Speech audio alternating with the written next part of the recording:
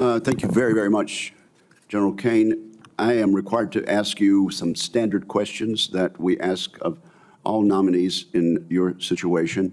And so if you will just answer yes or no to these questions, keep your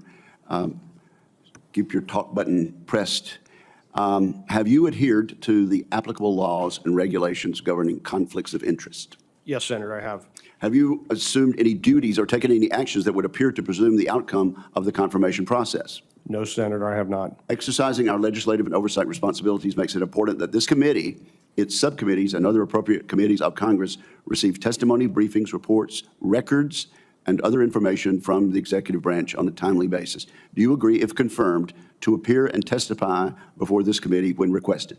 I do, Senator. Do you agree, when asked before this committee, to give your personal views, even if your views differ from the administration? I do, Senator. Do you agree to provide records, documents, and electronic communications in a timely manner when requested by this committee, its subcommittees, or other appropriate committees of Congress, and to consult with the requester regarding the basis for any good faith delay or denial in providing such records? I do, Senator. Will you ensure that your staff complies with deadlines established by this committee for the production of reports, records, and other information, including timely responding to hearing questions for the record? I will, Senator. And two more, General. Will you cooperate in providing witnesses and briefers in response to congressional requests? Yes, Senator, I will. Will those witnesses and briefers be protected from reprisal for their testimony or briefings? They will, Senator. Thank you very, very much. Now, let me just start out by asking about some hyperbole that may have been out there in the press. General Kane, did you wear a MAGA hat in front of the president? No, sir. Did you wear a MAGA hat at any time? No, sir. Okay, would you like to elaborate on that answer? Sir, for 34 years, I've upheld my oath of office and my commitment to my commission, and I have never worn any political merchandise. Okay, thank you for that answer. Now, previous chairmen of the Joint Chiefs of Staff have somewhat equivocated when asked about top-line spending issues. I think you know that about the proposals that will soon be before this Senate and this Congress.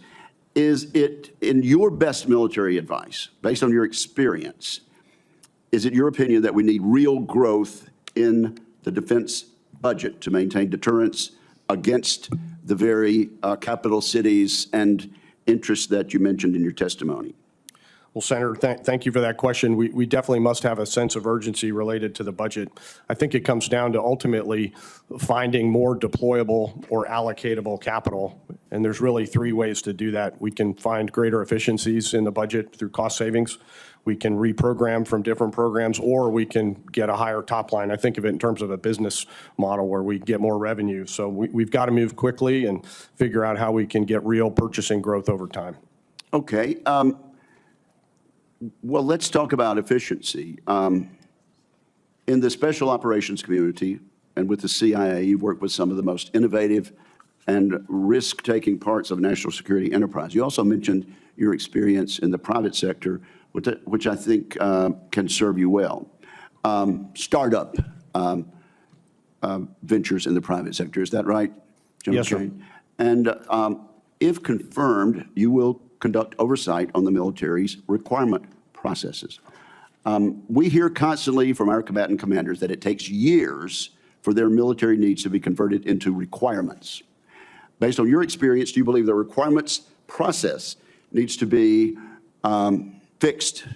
And do you agree with those who say it needs to be entirely torn down and rebuilt to get our warfighters what they need according to a timeline in which they need it?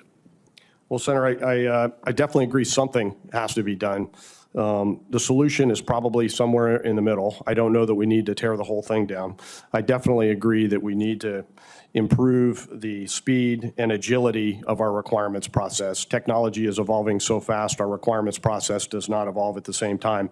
And we've got to have our combatant commander's voice in the requirements process.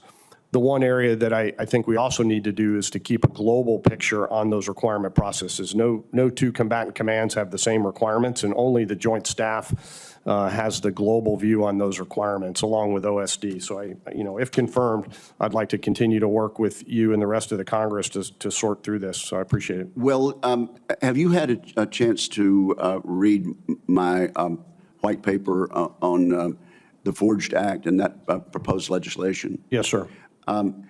Don't you agree that it's a masterful piece of legislation? I do, sir. It was a beautiful read, sir. Yeah. Would you like to elaborate on that? Yeah. Well, sir, I mean, I think it certainly lays out a lot of good markers for improvement in the requirements process. Well, it seems to me you've worked in the private sector and you work with startups.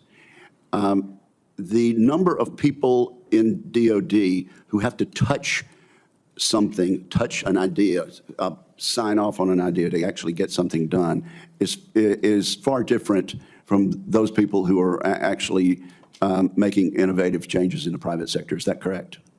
Yes, sir. Okay. And do you agree then that we need to move in the direction of efficiency, and that a lot of the top line money that I mentioned in my second question can be found by efficiencies and moving things faster, and also we could get to the warfighter what they need in a timely manner? Yes, sir. Well, let me ask. I've got 12 seconds. I might do a follow-up at the end there. But thank you very much for your testimony, Senator Reed. Thank you very much.